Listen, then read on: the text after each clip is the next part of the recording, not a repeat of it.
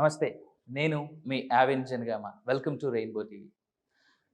Doctor Pradeep Joshi garu. ఈ పేరు తెలియని వాళ్ళు నాకు తెలిసి తెలుగు ప్రజల్లో అయితే ఎవరు లేరు.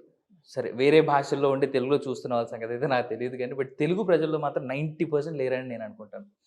మా టీవీలో షోస్ చేస్తున్నారు అండ్ క్లయింట్స్‌ని కలుస్తా ఉంటారు. చాలా మందికి జ్యోతిషపరంగా, జాతక పరంగా మాత్రమే కాకుండా ఆయన కౌన్సిలింగ్స్ కూడా ఇస్తా ఉన్నారు చాలా మందికి. మోటివేషనల్‌గా బాబు ఇలా కాదు ఇలా చేసుకోండి అంటూ. సో అంత బిజీగా ఉన్నటువంటి ప్రదీప్ జోషి గారు నాకు టైం ఇవ్వడం జరిగింది ఇవాళ. సో ప్రదీప్ జోషి గారితో ఉన్నాం. సో ప్రదీప్ జోషి గారితో మాట్లాడి చాలా మందికి చాలా చాలా డౌట్స్ ఉన్నాయి. రీసెంట్ టైమ్స్‌లో జరుగుతున్నటువంటి చాలా ఇష్యూస్ కూడా ఉన్నాయి.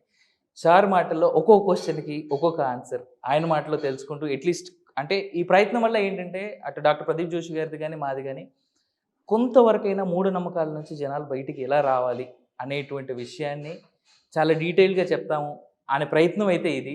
So I wish Pradeep sir అనుకున్నట్టుగా మాతో సహకరిస్తారని అనుకుంటూ సార్ నమస్కారం.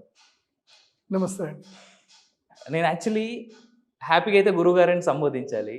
బట్ మీరు ఇటు డివోషన్ని ప్లస్ సైన్స్‌ని ప్లస్ మన ఆచారాలు అన్నీ కలిపి చెప్తా అని క్లియర్‌గా చెప్తున్నారు కాబట్టి నేను సార్ అన్నాను. సో బేసిక్‌గా గురువుగారనే నేను సంబోధిస్తాను మిమ్మల్ని. You can call me as Joshi గారు అని మీరు హాయిగా పిలవచ్చు. మీకున్నటువంటి ఆ సబ్జెక్ట్ నాలెడ్జ్ ముందు మిమ్మల్ని పేరెట్టి ఓన్లీ అక్కడికి ఆపడం కరెక్ట్ కాదు.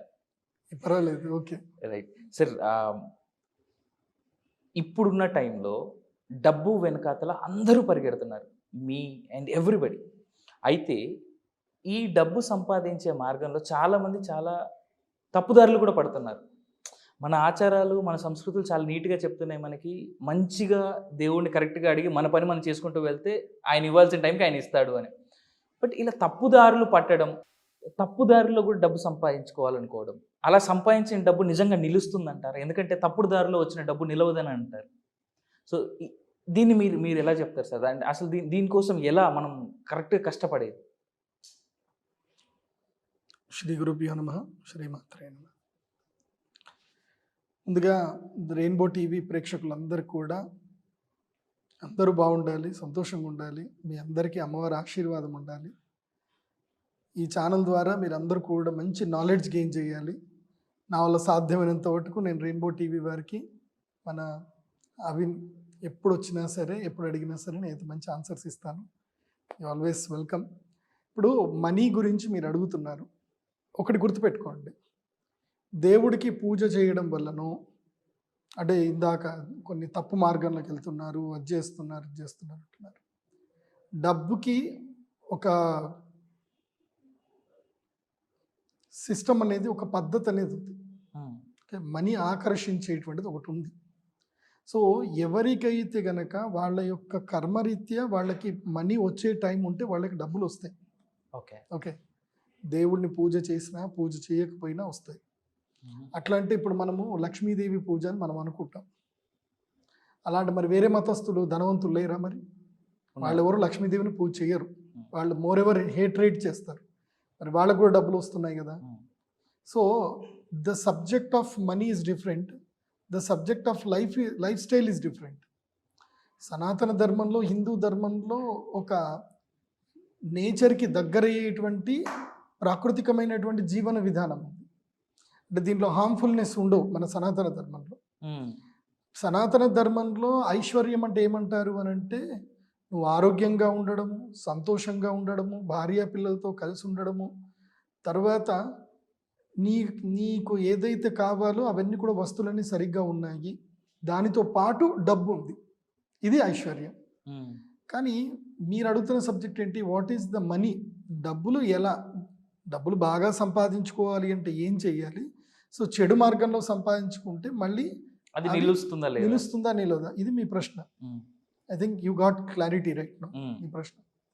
సి వన్ థింగ్, డబ్బు అనేటువంటిది ఏదైతే ఉంటుందో దీనికి ఒక సపరేట్ ఒక ఫార్ములా ఉంటుంది. మనీకి ఒక ఫార్ములా ఉంటుంది.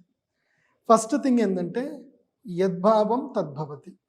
నువ్వు ఏదైతే భావిస్తావో నీకు అదే జరుగుతుంది.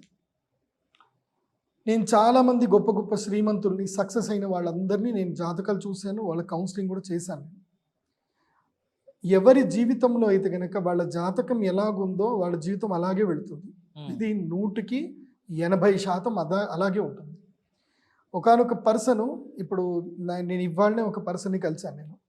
ఆయన పేరు ఏదో ఉంది గుర్తుకున్నట్టు, I won't reveal that name. అతడు ఎక్కడో పల్లెటూరులో పుట్టాడు. ఏది గుంటూరు దగ్గర ఏదో తెనాలి దగ్గర ఏదో పల్లెటూరులో పుట్టాడు. పుట్టినప్పటికీ చిన్నప్పటికీ ఆయన తండ్రి సరిగ్గా లేడు, తండ్రి సంపాదన లేదు, తండ్రి తాగుడు ఏం లేదు. 2001కి ఆ వ్యక్తికి 19 సంవత్సరాల వయసు. అంటే 82లోనే ఏమో పుట్టాడు, 19 సంవత్సరాల వయసు. 2001లో వాడికి ఏమనిపించిందో తెలియదు, వాడి ఫ్రెండ్స్ ఏమనుకున్నారో తెలియదు, ఏదైనా సినిమా చూసిండో తెలియదు, కానీ వాడిని నేచర్ ఏం చేసిందంటే హైదరాబాద్ తీసుకొచ్చి కూర్చోబెట్టింది. సో హైదరాబాద్కి రావడానికి ఏవో కారణాలు అయితే ఉద్యుక్తమయ్యాయి.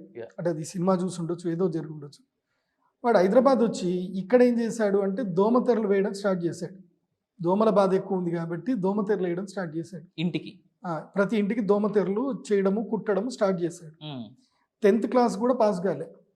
అలాంటి వ్యక్తి కరెక్ట్గా 2022 అయ్యే టైంకి, అంటే 22 సంవత్సరాల్లో ఆ వ్యక్తి ఇప్పుడు బిల్డర్గా ఎదిగాడు. ఏది చేసినా మినిమం 5 కోట్ల ఇన్వెస్ట్మెంట్లో బిల్డింగ్లు కడుతున్నాడు. 5 కోట్ల మీద 2 కోట్లు సంపాదిస్తాడు.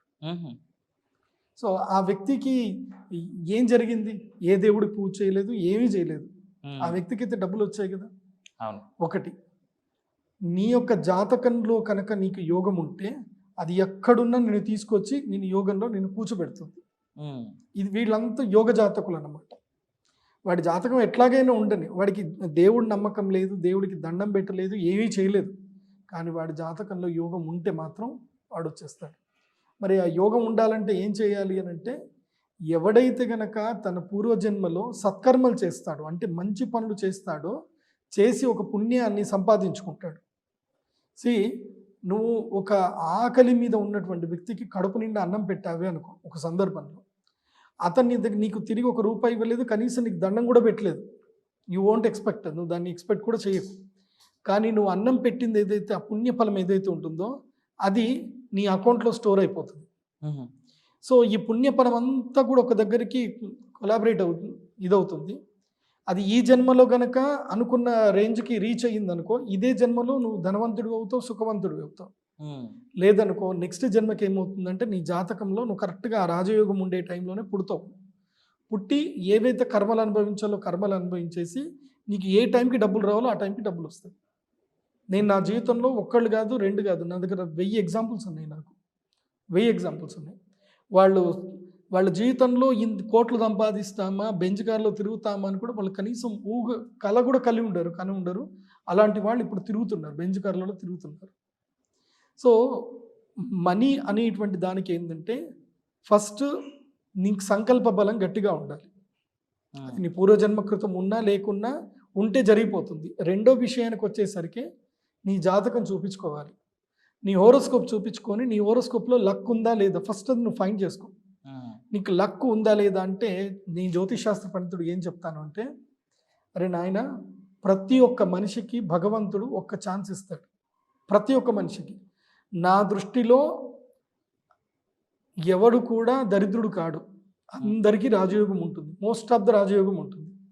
కానీ ఒక్క గ్రహం మంచిగా ఉంటుంది, ఎవరికైనా సరే ఒక్క గ్రహం మంచిగా ఉంటుంది. దేవుడి యొక్క లాజిక్ ఏంటంటే, నీకు 90% నెగిటివ్ ఇచ్చినా 10% పాజిటివ్ ఇస్తాడు. 40% నెగిటివ్ ఇచ్చినా 60% పాజిటివ్ ఇస్తాడు. సో ఈ రేషియో అనేటువంటిది జాతకం చూసుకొని తెలుసుకోవాలి. అది తెలుసుకున్న తర్వాత దేని ద్వారా కలిసి వస్తుంది, ఏ పని చేస్తే కలిసి వస్తుంది. అందరికీ అన్ని పనులు కలిసి రావు. సో ఏ పని చేస్తే కలిసి వస్తుంది అనేది కనుక తెలుసుకోగలిగితే అప్పుడు జీవితంలో ఆ స్టెప్ వేయగలిగింది కేవలము ఆస్ట్రాలజర్స్. నా దృష్టిలో జ్యోతిషాస్త్ర పండితుడు అంటే ఏంటంటే, హీ ఈజ్ ద ఆర్కిటెక్చర్. ఇల్లుని ఎట్లాగైతే డిజైన్ చేసి అందంగా కడతామో అట్లా ఒక వ్యక్తి జీవితాన్ని కూడా అందంగా తీర్చిదిద్దాలి. కానీ మోస్ట్ ఆఫ్ ద నా వరకు నేను ఎక్స్పీరియన్స్ చేసిన ప్రకారము, అంటే నేను జ్యోతిష్యం నేర్చుకునే టైంలో నేను జ్యోతిష్యం ఎట్లా చెప్తారు అని చెప్పించుకోవడానికి వెళ్ళేవాడిని అనమాట. వెళ్ళగానే జాతకం చేతిలో పట్టుకొని చెప్పు నాన్న అని అంటారు అనమాట. ఏం చెప్పాలండి అంటే, ఎందుకోసం వచ్చావు చెప్పు అని అంటారు. సో మనమే చెప్పాలన్నమాట. నేను ఇది చదువుకుంటున్నానండి, ఏం చదువుకుంటున్నావు, ఇది చదువుకుంటున్నాను, ఎంతైంది, ఏది మొత్తం అంత మనం మొత్తం చెప్పిన తర్వాత, సరే నీ జాతకంలో ఈ గ్రహదోషం ఉంది, నీకు ఇది యోగం రాబోతుంది కాబట్టి ఇది గ్రహదోషం ఉంది, ఈ పూజ చేయించుకో, సరే అని చెప్పి ఒక 5-10 నిమిషాలు చెప్పి పంపించేస్తారు. నాకు నవ్వు వచ్చేదన్నమాట. నిజంగా జ్యోతిష్యం అంటే ఏంటంటే, జ్యోతిష్యాన్ని ఏమంటారు అంటే దర్పణ శాస్త్రము అంటారు. దర్పణ శాస్త్రం. దర్పణ శాస్త్రం. దర్పణం అంటే ఏంటి? అద్దం. అర్థం. సో నీ ముఖము నువ్వు ఎక్కడైనా చూసుకోగలుగుతావా? ఎక్కడ చూసుకోగలుగుతావు? అద్దంలో మాత్రం. కేవలం అద్దంలో మాత్రమే నీ ముఖం చూసుకోగలుగుతావు. ఎందుకు చూస్తావు? నువ్వు ఎలా ఉన్నావు, నీకు ఒంటి మీద ఏమైనా మచ్చలు ఉన్నాయా, నువ్వు పౌడర్ పూసుకోవన్నా, కళ్ళ కింద ఏమన్నా నల్లగా వచ్చిందా ఏంటి? సో మన ముఖాన్ని మనం తీర్చిదిద్దుకోవడానికి మనం ఏం చేస్తామంటే అద్దాన్ని మనం చూసుకుంటాం. సో జాతకం ఎందుకు చూసుకోవాలి మరి? మన జీవితాన్ని తీర్చిదిద్దుకోవడానికి జాతకం చూసుకోవాలి, అంతే కదా. అద్దం ఎందుకోసం చూస్తామంటే ముఖాన్ని తీర్చిదిద్దు, శరీర సౌందర్యాన్ని, జాతకము జీవిత సౌందర్యాన్ని తీర్చిదిద్దుకోవడానికి. జాతకములో నిజంగా ఏముంది అనేది నాకు తెలిసి ఒరిజినల్ జ్యోతిష్ శాస్త్ర పండితులు ఎవరు చెప్పాను, జాతకం చూసి ఎదుటి వ్యక్తిని క్లయింట్ నోరు మూసుకొని కూర్చోమని చెప్పాలి. You keep quiet. నీ గురించి మొత్తం నేను చెప్తా, ఓకే. నేను నీకు ఎప్పుడు మంచి జరిగింది, ఎప్పుడు చెడు జరిగింది, నీ జీవితంలో జరిగిన ఇన్సిడెంట్స్ అన్ని మొత్తం చెప్తా. నీకు రైట్ ఉంటే నేను ఫర్దర్ క్వశ్చన్స్కి నువ్వు ఆన్సర్ చెప్పు, లేదా నీ జాతకం నువ్వు తీసుకొని వెళ్ళిపో, ఓకే. నీ కన్సల్టేషన్ ఫీజు తీసుకొని నువ్వు వెళ్ళిపో. నా ఛాంబర్లోకి ఎవరైనా వచ్చేటప్పుడు వాళ్ళ date of birth, time, place, జాతకం వేసుకొని వస్తారు అంతే. బయట కన్సల్టేషన్ ఫీజు కడతారు, లోపల వచ్చి కూర్చుంటారు. వాళ్ళు ఏం మాట్లాడరు. మా పిల్లలు ఆల్రెడీ చెప్తారు, గురూజీతో మీరు ఏం చెప్పొద్దు, మీరు క్వైట్ కూర్చోండి, గురూజీ మీ జాతకం చూసి మీకు మీ గురించి కొన్ని క్వశ్చన్స్ చేస్తారు, కొన్ని అడుగుతారు, అవి మీరు ఎస్ ఆర్ నో చెప్పాలి అంతే. నేను కూడా అదే చెప్తా, ఎస్ ఆర్ నో అంతే చెప్పాలి, ఇంకెక్కువ చెప్పడానికి లేదు. నువ్వంతా చెప్పేస్తే నేనేం చెప్పడానికి ఉంటుంది మళ్ళీ. బికాజ్ జ్యోతిష్ శాస్త్రం నిజంగా వాస్తవం అయితే నీ జీవితంలో ఇన్సిడెంట్ జరిగేసి ఉంటే నీ జాతకంలో ఉంటాయి అవి, ఓకే. లేకపోతే ఉండవు. అంటే మన లైఫ్లో జరిగిన ప్రతి ఇన్సిడెంట్ ఆల్మోస్ట్ అంటే బిగ్ ఇన్సిడెంట్స్ అనమాట, పెద్ద పెద్ద ఇన్సిడెంట్స్. ఇప్పుడు నా దగ్గరికి మొన్న ఒక ఆవిడ గుంటూరు నుంచి ఒక ఆవిడ వచ్చారు. వచ్చినప్పుడు ఆవిడ జాతకం చూడగానే నేను క్లియర్గా చెప్పాను, మీ ఆయన మీతోటే ఉన్నాడా లేదా అని అడిగాను. లేడు అని చెప్పారు. ఓకే, మీ జాతకం చెప్పిన ఒకటి చెప్పకున్న ఒకటి, మీ జీవితం అంతా నిరర్థకమే, వేస్ట్ అయిపోయింది మీ లైఫ్ అంతా, మిమ్మల్ని అందరూ వాడుకొని వదిలేశారు, మీ లైఫ్ అంతా వేస్ట్ అని చెప్పాను. ఆమె ఏడ్చింది.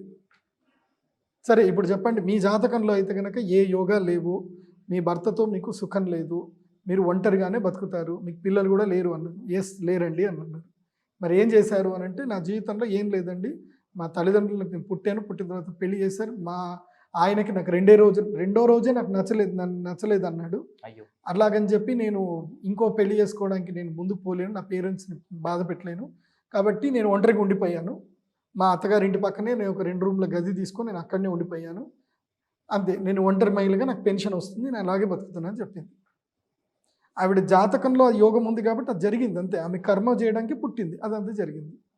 ఇంకొక జాతకం చూశాను నేను, అద్భుతమైన జాతకం.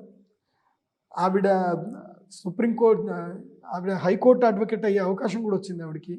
ఇలా గొప్ప గొప్ప అవకాశాలు వచ్చినాయి. కానీ ఆవిడ జాతకంలో ఒక యోగం మంచిగా లేదు. ఆమె ఏ యోగాన్ని ఆమె స్వీకరించలేకపోయింది. ఇలా ఒకళ్ళు వచ్చారు. సో ఇలా ఒక్కొక్కళ్ళ జాతకాలు ఒక్కొక్క రకంగా అన్ని రకాలుగా ఉంటాయి. కాబట్టి జాతకం అనేటువంటిది ఏంటంటే, నీ జాతకంలో ధనయోగం ఉందా లేదా, లక్ష్మీ యోగం ఉందా లేదా, అది దేని త్రూ వస్తుందనే జాతకం చూసుకొని చెప్పుకోవాలి. అందుకే జ్యోతిష్ శాస్త్ర పండితుల దగ్గరికి వెళ్ళినప్పుడు నీ గురించి ఏమీ చెప్పొద్దు, ప్రశాంతంగా కూర్చోవాలి. వాళ్ళు ఏం చెప్తారో వినాలి. రైట్ అయితే రైట్, రాంగ్ అయితే దండం స్వామి అని చెప్పి వెళ్ళిపోవాలి. ఈవెన్ ఇంక్లూడింగ్ మీకు నా దగ్గరికి వచ్చినా సరే. ఎందుకోసం అంటే నాకు నప్పకపోతే నేను జాతకం చెప్పా, వెళ్ళిపోవని చెప్తా.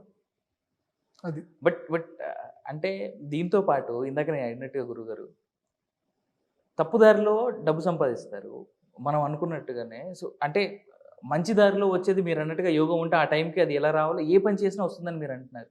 బట్ తప్పుదారిలో కూడా డబ్బు సంపాదించిన కొంతమంది బాగా రిచ్ స్టేట్కి వెళ్తారు, మళ్ళీ ఆల్ ఆఫ్ సడన్ కింద కుప్పకూలిపోతారు. సో తప్పుదారిలో వచ్చింది నిలబడదు అని అంటారుగా. తప్పు ఒప్పు అనేది నిర్ణయించే శక్తి మన ఎవరికి ఉండదు, గుర్తుపెట్టుకోండి. ఇది వీడు తప్పు చేశాడా ఒప్పు చేశాడా అని మనం ఎవరు నిర్ణయించకూడదు. We're not here to judge anyone. మనం చాలామంది అనుకుంటూ ఉంటాం, వాడు ఎంత దారుణాలు చేస్తున్నాడు అయినా వాడు సుఖంగా ఉంటున్నాడు కదా మనం అనుకుంటాం. వాడు ఆ దారుణాల వెనుక వాడు ఎంతమందికి ఎన్ని మంచి చేశాడో మనకి ఏమైనా తెలుసా? మనకు తెలియదు కదా. We are not here to judge anyone. ఎందుకోసం అంటే నా దగ్గరికి దాదాపు ఒక 20-30 క్రిమినల్ కేసులు ఉన్న క్లయింట్స్ కూడా నా దగ్గర ఉన్నారు. నాకు వస్తారు, వాళ్ళు గురూజీ అని చెప్పి నా దగ్గరకు వచ్చి కూర్చుంటారు.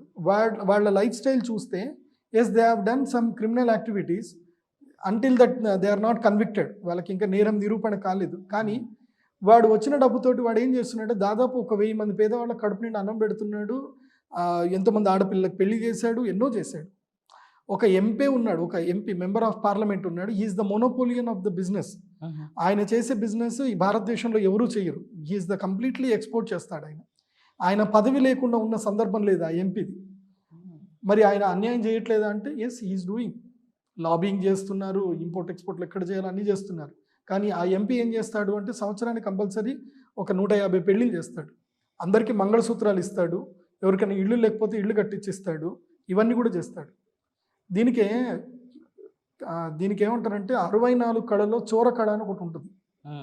చోర కళ అంటే దొంగతనం చేయడం. దొంగతనం అంటే నువ్వు ఇంట్లో పడి దొంగతనం చేయాల్సిన అవసరం లేదు, నువ్వు గవర్నమెంట్కి పన్నులు కట్టకుండా దొంగతనం చేసిన కిందకే లెక్క. కాకపోతే ఏంటంటే ప్రతి ఒక్క దానికి ఒక్కొక్కళ్ళు ఒక్కొక్క జడ్జిమెంట్ చేసుకుంటూ వెళ్ళిపోతూ ఉంటారు. వాళ్ళు ఇంటర్నల్ లైఫ్ కొన్ని జడ్జిమెంట్ చేసుకుంటూ వెళ్తారు. ఇప్పుడు కొంతమంది జీవితాలు కూడా నేను చూశాను, వాళ్ళు తప్పు చేయాలని వాడి జీవితం ఎప్పుడు స్టార్ట్ చేయలేదు. ఓకే, ఒక కామన్ ఎంప్లాయీగా మన హైదరాబాద్కి వచ్చిన వ్యక్తి క్రమేణా క్రిమినల్ యాక్టివిటీ చేయాల్సి వచ్చింది. అతను ఎందుకు చేయాల్సి వచ్చిందని అంటే అతని క్రైమ్ వైపు జనాలు తోసుకుంటూ వెళ్ళిపోయారు. ఓకే, ఇప్పుడు ఉదాహరణకి నా దగ్గరికి ఒక క్రైమ్ చేసిన వ్యక్తి కూడా వచ్చాడు, ఇట్లా అయిపోయింది గురూజీ అని చెప్పి వచ్చాడు. వాస్తవంగా వాడు క్రైమ్ చేయాలని కూడా అనుకోలేదు, కానీ వాడిని జనాలందరూ ఏం చేశారంటే నువ్వు క్రిమినల్వి అని వాడిని 100 సార్లు అన్న తర్వాత వాడు ఎక్కడికి పోయినా సరే వాడికి ఉద్యోగం లేదు, ఎక్కడ పోయినా సరే నీకు హిస్టరీ మంచిగా లేదు, నీకు ఉద్యోగం రాదు. వాడు ఫైనల్గా ఏం చేయాలి, మళ్ళీ ఎట్లాగో అనేది అనేసిండ్రు, ఎట్లాగో నేను క్రిమినల్ అయిపోయినా, చేసేదో చేస్తే పోలేదా అనేది అనుకుంటూ వాడు క్రిమినల్ అయిపోయాడు. సో ఎప్పుడైనా సరే మన జీవితంలో మనము ఎవరిని కూడా ఎవడన్నా తప్పు చేశాడు అని అంటే you don't judge anyone, first అది గుర్తుపెట్టుకోండి. ఎందుకోసం అంటే మనం జడ్జిమెంట్ ఎంత చేసుకుంటూ వెళితే అంతగా మనము వ్యక్తులను దూరం అయిపోతాము. ఒకవేళ నీకు ఒక వ్యక్తి చెడ్డవాడు అనుకున్నావు అనుకో, ఆ వ్యక్తితో నువ్వు స్నేహం చేయకు. కానీ ఆ వ్యక్తి చెడ్డవాడు అని, ఆ వ్యక్తి చేసిన చెడ్డ పని అని చెప్పి నువ్వు జడ్జిమెంట్ చేసుకొని నువ్వు 10 మంది ప్రచారం చేస్తే వాడు ఒకవేళ రైట్ పర్సన్ అయ్యి ఉంటే కనుక దాని యొక్క ప్రభావం నీ మీద కూడా పడుతుంది, కర్మ పడుతుంది. సరే, ఇందాక మీరు అడిగింది ఏంటి అంటే చెడ్డ పని చేసి సంపాదించుకున్న వాళ్ళకి ఎస్ కర్మ అనేటువంటిది గ్యారంటీగా ఉంటుంది. నువ్వు ఏ పని చేసి నువ్వు సంపాదిస్తున్నావో అదే దాని ద్వారా నువ్వు ఏ ఆయుధం పట్టుకొని నువ్వు గెలిచావో అదే ఆయుధంతో చచ్చిపోతావు. ఇది కామన్. సో ఎవరైనా సరే తమ కర్మ ఫలరీత్యా చెడ్డ పనులు చేసి గొప్పవాళ్ళైనా వాళ్ళు ఎంత తొందర గొప్పవాళ్ళు అయ్యారో అంత తొందరగానే పడిపోతారు. కానీ దానికి కూడా ఒక లాజిక్ చెప్పారు. సనాతన ధర్మంలో కొన్ని లాజిక్లు చెప్పారు. ఇదే చోరకళ అని చెప్పాను కదా, నువ్వు ఒకవేళ తప్పు చేసిన అందులోపల 2 మాత్రం కుదరవు. ఒకటి స్త్రీ హింస, రెండవది బాలహింస. బాలహింస అంటే చిన్న పిల్లల్ని బాధ పెట్టడము, స్త్రీలని బాధ పెట్టడం. ఇవి 2 క్షమించరాని నేరాలు. స్త్రీ హింస, బాలహింస క్షమించరాని నేరాలు. వాడు ఎవడైనా సరే వాడికి నేచర్ మంచిగా వేసి కొట్టేస్తుంది. వాడికి స్త్రీ హింస అయినా బాలహింస చేయకూడదు. ఇంకా మిగతా ఏవైనా ఉన్నాయనుకోండి, అవి నేచర్లో నువ్వు కొన్ని పనులు చేస్తూ ఎగ్జంప్షన్ చేస్తూ వెళ్ళొచ్చు. ఇప్పుడు ఉదాహరణకి మనం ఇల్లు కట్టుకోవాలి, మనము భూమి మొత్తం పగలగొట్టడానికి కాంట్రాక్ట్ ఇస్తాం. భూమి పగలగొట్టడం కూడా తప్పే. ఓకే, భూమి పగలగొట్టడం కూడా శాపం, అది కూడా ఒక విధమైనటువంటి పాపకర్మని. ఓకే, కానీ వాడు సంపాదించుకుంటున్నాడు కదా, అది మనకి పాపకర్మలా కనబడదు, కానీ శాస్త్రం ఏం చెప్తుందండి పాపకర్మ. దానికి వారాహి తంత్ర పూజ చెయ్యాలి, తర్వాత అడవిలోకి వెళ్ళిపోయి ఒక 108 చెట్లను నాటాలి. 108 108 చెట్లను నాటాలి. ఎందుకు? ఇక్కడ భూమి నువ్వు ఆక్యుపై చేసావు, భూమి సారవంతాన్ని నువ్వు నాశనం చేసావు కాబట్టి ఇంకో దగ్గర భూమి సారవంతం అవ్వడానికి నువ్వు వెళ్ళి నేచర్కి హెల్ప్ చేయి. సో దానికి క్లియర్ అయిపోతుంది. సో అట్లా నేచర్లో మనము ఏదైనా ఒక వృత్తి చేస్తున్నామంటే ఆ వృత్తికి రిలవెంట్గా మనము పరిహారాలు మనము చేసుకుంటూ వెళ్ళాలి. ఆ పరిహారాలు చేసుకున్నప్పుడు ఏం జరుగుతుంది అంటే మనం సంపాదించిందంతా మనం క్రమేణా కోల్పోతాం. ఓకే, అందుకోసమంటే నేను చాలామందిని కూడా చూశాను నా జీవితంలో. ఒక వ్యక్తి ఉన్నాడు, ఇదే జూబ్లీ హిల్స్, బంజారా హిల్స్ ఏరియాలన్నింటిలో కూడా ఆల్మోస్ట్ ఆ పర్సన్ ఏం చేస్తాడు అంటే ఈ రాళ్ళన్నీ తీసి వాళ్ళకి ప్లేన్ చేసి ల్యాండ్ చేసి ఇస్తాడు కన్స్ట్రక్షన్ చేసుకోవడానికి. ఆ వ్యక్తి యొక్క కొడుకు 2016లో ఔటర్ రింగ్ రోడ్లో యాక్సిడెంట్ అయి చనిపోయాడు, కొడుకు చనిపోయాడు. నా దగ్గరికి వస్తే నేను చెప్పాను, నువ్వు ఒక కర్మ చేస్తున్నావు, ఆ కర్మకి నువ్వు ఫలితం చేసుకోవాలి, ఫలితం చేసుకోకపోతే ఇంతే జరుగుతుంది. నేను ఫీజు కూడా తీసుకోలేదు అతని దగ్గర. వచ్చాడు, నాకు ఫీజు కూడా ఇస్తాను, నేను ఫీజు తీసుకోలేదు. ఎందుకోసం అంటే నేను నీ ఫీజు తీసుకున్నాను అనుకో, నాకు కూడా పడుతుంది అది. సో నేను నీ ఫీజు తీసుకోను, నువ్వు హ్యాపీగా వెళ్ళిపో. మరి ఏం చేయాలి అయ్య గారు అంటే, అమ్మవారిది వారాహి తంత్రం ఉంటుంది, వారాహి పూజ చేసుకో, అది మెల్లిన క్రమేణ పరిహారం అవుతుంది, నీ జీవితం బాగుంటుందని చెప్పాను. అది. సో ప్రతి ఒక్క దానికి మనం చేసే ప్రతి పనిలోనూ పాపం ఉంటుంది. ఎవడో ఒక్కోడే స్పెసిఫిక్గా పాపం చేస్తున్నాం మనం ఎప్పుడు అనుకోకూడదు. మనము నడుస్తున్నాం, మనం కారులో పోతున్నాం, నేచర్కి ఇబ్బంది పెడుతున్నాం కదా. సో మనం చేసే ప్రతి పనిలోనూ పాపం ఉంటుంది. దాన్ని మనం రెక్టిఫై చేసుకోవడానికి ప్రతి పనిలోనూ మనం మంచి పని చేసుకుంటూ వెళ్ళాల్సిందే. సో మంచి చెడు మన పక్కనే ఎప్పుడూ ఉంటూనే ఉంటాయి. దాన్ని మనం ఏం చేసుకోవాలి అని అంటే, సాధ్యమైనంత మటుకు పరోపకారం చేయడము, నేచర్కి మంచి చేసుకుంటూ వెళుతూ ఉంటే ఆటోమేటిక్గా మనం సంపాదించిన డబ్బు మన దగ్గరే ఉంటుంది, మన మనుషులు మన దగ్గరే ఉంటారు. అద్భుతం. మీకు ఆన్సర్ వచ్చిందా? కరెక్ట్, 100% ఆన్సర్ వచ్చింది. దాంట్లో మంచి చెడు అన్ని కలిపి ఏది ఎలా ఉండాలని క్లియర్గా చెప్పారు మీరు. ఎప్పుడు బ్యాలెన్స్గా ఉండాలి, లైఫ్ ఎప్పుడు కూడా బ్యాలెన్స్గా ఉండాలి. మనం ఎప్పుడైనా సరే ఎవరైనా ఒకళ్ళు తప్పు చేశారని చెప్పి వీడు తప్పు చేశాడు పదే చెప్పకూడదు. దీనికి ఒక కథ కూడా ఉందన్నమాట. మునుపు ఏం జరిగిందట, ఒకడు దొంగతనం చేశాడు, మామిడి పండు దొంగతనం చేశాడు. మామిడి పండు దొంగతనం చేయగానే వాడిని ఏం చేశారు అంటే, రాజుగారి దగ్గర తీసుకొచ్చి పట్టేసుకున్నాడు. వాడు దొంగతనం చేసినప్పుడు సైనికులు పట్టుకున్నారు. వాడు ఎవడు చూడలేదు అనుకున్నాడు, కానీ దొంగతనం చేసినప్పుడు పట్టుకున్నారు. పట్టుకుంటే రాజుగారు ఏం చేశారంటే, మరి మంత్రి గారు ఏం శిక్ష విధించాలి అని అంటే, వీడు దొంగతనం చేశాడు కాబట్టి వీడికి 100 కొరడా దెబ్బలు కొట్టాలి. ఒక్క మామిడి పండు తీసాడు కాబట్టి 100 కొరడా దెబ్బ కొట్టాలి అని అంటే, వీడేమంటాడంటే, రాజుగారు 100 కొరడా దెబ్బలు కొట్టినా నాకు సంతోషమే, దాంట్లో తప్పేం లేదు, నేను దొంగతనం చేశాను ఒప్పుకుంటున్నాను, కానీ నాకు మా నాన్నగారు ఒక విద్య నేర్పించారు. నన్ను ఎవరైనా కొడితే నాకు ఆ విద్య, ఆ శక్తి పోతుంది. ఏంటిది ఆ విద్య అంటే, ఏం లేదు, నేను ఏదైతే కనుక ఒక బంగారు మామిడి పండ్లన్నింటిని కూడా తీసుకొని బుట్టలో పెట్టి నేను ఒక మంత్రం చదువుతాను, ఆ మంత్రం చదివితే అవన్నీ కూడా బంగారు పళ్ళు అయిపోతాయి. మామూలు మామిడి పళ్ళన్నీ బంగారు పళ్ళగా మారిపోతాయి అని చెప్పేసి అని అంటాడు. సరే, నేను అది చేస్తాను, చేసిన తర్వాత మీరు కావాలంటే నేను 100 కొరడా దెబ్బలు కొట్టండి అంటాడు. సరే అంటాడు. సరే తీసుకురండి, 100 మామిడి పళ్ళు తీసుకురండి అంటే, సరే అని 100 మామిడి పళ్ళు తీసుకొస్తాడు. తీసుకొచ్చి పెట్టిన తర్వాత, సరేనండి, కాకపోతే ఏంటంటే నేను ఈ మంత్రం చదివేటప్పుడు ఎవరైనా దాని మీద 2 చేతులు పెట్టాలి, పెడితే అవి బంగారు మామిడి పళ్ళు అయిపోతాయి అని అంటాడు. సరే, ఎవరు పెడదామంటే, ఎవరు వస్తారు వాళ్ళు కూర్చొని అంటే, కానీ దాంట్లో ఒక నిబంధన ఉంది. ఏంది అని అంటే, వాళ్ళు జీవితంలో ఎప్పుడు దొంగతనం చేసుకోకూడదు, దొంగతనం చేసి ఉండకూడదు. ఓకే. ఎప్పుడు తమ జీవితంలో ఒక్క దొంగతనం కూడా చేసి ఉండకూడదు. అండ్ మనస్సులో కూడా వేరే వాళ్ళ యొక్క దాన్ని ఆశించి ఉండకూడదు. ఎందుకంటే మనసుతోటి వేరే వాడిది ఆశించిన దొంగతనం చేసుకుంది కదా, అలా ఉండకూడదు. కాబట్టి అలాంటి వారు ఎవరు వచ్చినా సరే ఇది బంగారు మామిడి పళ్ళగా మారిపోతాయి క్షణంలో, నేను ఆ మంత్రం చెబుతాను అంటాడు. అప్పుడు అందరూ ఒకళ్ళు చూసుకుంటారు అనమాట. అప్పుడు రాజుగారు అంటారు, మంత్రి గారు మీరు ధర్మనిరతులు కదా, మీరు చేయండి అంటాడు. లేదండి, నేను చిన్నప్పుడు మా చెల్లెల దగ్గర నేను దొంగతనం చేశాను, మా చెల్లెలకి పెట్టిన లడ్డు నేను దొంగతనం చేశాను అంటాడు. అనేసరికి అందరు రాజుగారిని చూస్తారు. రాజుగారు, మరి మేమైతే అందరం చిన్నప్పుడు ఏదో చిన్న దొంగతనాలు చేశాము, మరి మీరు రండి అని అంటే, నేను కూడా చేయలేను, నేను కూడా చిన్నప్పుడు బలపం దొంగతనం చేశాను అని అంటాడు రాజుగారు. అనేసరికి అప్పుడు మహామంత్రి అంటాడు, వీడు మహా తెలివైనట్టున్నాడు, అసలు ఏంట్రా నీకు ఇటుకు అంటే, మహారాజా నేను చెప్పాలనుకున్నది కూడా అదే, నాకు ఏ మంత్రం రాదు, ఏమీ రాదు, కాకపోతే ప్రపంచంలో తప్పు చేయని వాళ్ళు ఎవరు ఉండరు, కాకపోతే దొంగతనం చేయని వాళ్ళు ఎవరు ఉండరు, నా తప్పును క్షమించండి, నేను ఇంకోసారి దొంగతనం చెయ్యను అని చెప్పేస్తానంటే, రాజుగారు బళా అని చెప్పి, నువ్వే నా రాజ్య ఆస్థాన పండితుడిగా ఉండు అని చెప్పి అతన్ని గౌరవిస్తాడు. ఇది వన్ ఆఫ్ ద ఒక కథ. ఎందుకోసం అంటే, ఈ కథ ద్వారా మనం తెలుసుకోవాల్సింది ఏంటంటే, ఈ ప్రపంచంలో తప్పు చేయని వాళ్ళు ఎవరు ఉండరు, అందరు తప్పులు చేస్తూనే ఉంటారు ఏదో ఒకటి. అందరినీ నీతిమంతుడు ప్రపంచం చెప్పుకుంటారు, కానీ నిజంగా నీకు నువ్వు కళ్ళు మూసుకొని నువ్వు ఎంత దుర్మార్గుడివో నీ ఒక్కడికి మాత్రమే తెలుసు. అంటే నువ్వు ఎవరెవరిని కళ్ళతో చూసి ఎవరెవరిని ఆశిస్తున్నావో, ఎవరెవరితోటి ఏమేం చేయాలనుకుంటున్నావో, నీ మనసులో ఉన్నాయి బయట ఏం తీస్తుంది. అదే సినిమా ఎస్వి కృష్ణారెడ్డి గారు ఓ సినిమా తీశారు, దాంట్లో బ్రహ్మానందం గారికి అదే క్యారెక్టర్ ఉంటుంది అనమాట. ఎవరు మనసులో ఏదైనా అనుకుంటే నాకు ఆయనకి తెలిసిపోవాలి తెలిసిపోవాలి అని చెప్పి. సో అట్లా మనసులో ఎవరేమనుకుంటున్నా, నీ మనసులో ఏమనుకుంటున్నా ఎదుటిది వినబడితే గనక మనం ఎంత భయంకరమైన వ్యక్తులో మనకు అప్పుడు తెలుస్తుంది. కాబట్టి జీవితంలో ఎప్పుడు కూడా ఒక్కటి గుర్తుపెట్టుకోండి, మనం ఎవరిని కూడా నిందించకూడదు, ఎవరిని తప్పు అని మనం జడ్జి చేయడానికి ముందుకు వెళ్ళకూడదు.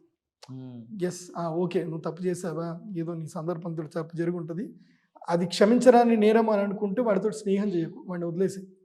అది సో దీనివల్ల అందరూ అర్థం చేసుకోవాల్సింది మాత్రం ఒకటి, తప్పు చేశాడో ఉప్పు చేశాడో వాడి కర్మ వాడు చేస్తాడు కరెక్ట్గా. మనం నిందించకుండా ఉంటే హ్యాపీగా ఉంటాం. ఎందుకోసం అంటే మనం నిందించడం స్టార్ట్ చేసామనుకోండి, మన మనస్సు పాడైపోతుంది. ఒక వ్యక్తి జీవితము, అది మనం ఏదో మనం కరెక్ట్గా తెలుసుకోకుండా చేయడం వల్ల ఒక వ్యక్తి జీవితం కూడా పాడు చేసిన వాళ్ళం అవుతాము. ఇలా ఎన్నో రకాలుగా ఉంటాయి. కాబట్టి ఇంకోటి గుర్తుపెట్టుకోండి, ఎవ్వడు ఎంత పెద్ద తప్పు చేసినా దానికి తగ్గ శిక్షలు నేచర్ ఈజీగా ఇచ్చేస్తుంది. లేకుంటే ఊరికే యాక్సిడెంట్లు అవుతాయా? అంతే. యాక్సిడెంట్లు అన్నీ ఊరికే అవుతున్నాయా? ఎవ్వడు ఎన్ని జాగ్రత్తలు పడుతున్నా అవుతున్నాయి కదా.